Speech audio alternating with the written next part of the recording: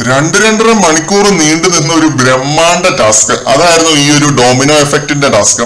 ശരിക്കും പണിയെടുത്ത് ചോര നീരാക്കിയാണ് പുതിയ പവർ ടീം അധികാരത്തിൽ കയറിയിരിക്കുന്നത് മറ്റാരുമല്ല, ജിൻഡോ ആൻഡ് റസ്മിൻ അടങ്ങുന്ന ആ ഒരു ടീമാണ്.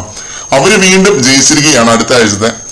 ശരിക്കും പണിയെടുത്ത് തന്നെയാണ് ജയിച്ചത്, അതിൽ ഒരു ഡൗട്ടും ഇല്ല. ഓരോ തവണയും അത് റീസെറ്റ് ചെയ്ത് മടുത്ത് കാണും 4 പേരും. 4 പേരും എന്ന് പറയുന്നത് ശരണ്യനെയും അപ്സരനെയും ഉദ്ദേശിച്ചാണ്. ക്ഷമ ആട്ടിൻ സൂപ്പിന്റെ ബലം ചെയ്യുമെന്ന് പറയുന്നത് എത്ര കറക്റ്റ് ആണല്ലേ. അത്രയ്ക്ക് ക്ഷമയുടെ നെല്ലിപ്പലക താണ്ടിയിട്ടും 4 പേര് ഒട്ടും തന്നെ വിട്ടുകൊടുത്തില്ല.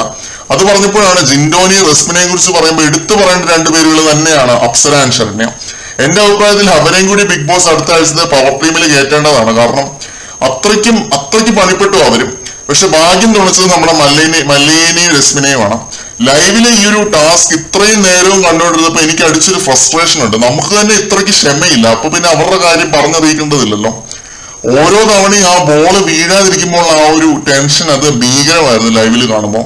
എപ്പിസോഡിൽ ഇത് കാണുന്നവർ ചിലപ്പോൾ വിന്നിങ് മൊമെന്റുകൾ മാത്രമേ കാണത്തുള്ളൂ.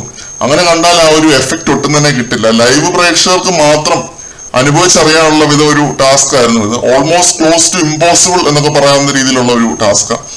എന്തായാലും 3 മണിക്കൂർ നീണ്ടു നിന്ന ആ ഒരു മാരക ടാസ്കിന് ശേഷം അടുത്ത ആഴ്ചത്തെ പവർ ടീമിന് അധികാരം കിട്ടിയിരിക്കുകയാണ്. Mallayya strikes again. വേലക്കാർക്ക് ചായ അടിക്കാൻ അറിയില്ല എന്ന് ഫസ്റ്റ് വീക്കിൽ പറഞ്ഞ അതേ മനുഷ്യൻ. പുള്ളിയുടെ ഗ്രാഫ് ഉയർന്ന് ഏത് ലെവൽ വരെ പോകുന്ന ആരെ കൊണ്ടും പ്രെഡിക്ട് ചെയ്യാൻ പറ്റില്ല. അങ്ങനെ ഒരു പ്ലെയർ ആണ് നമ്മുടെ ജിൻഡോ.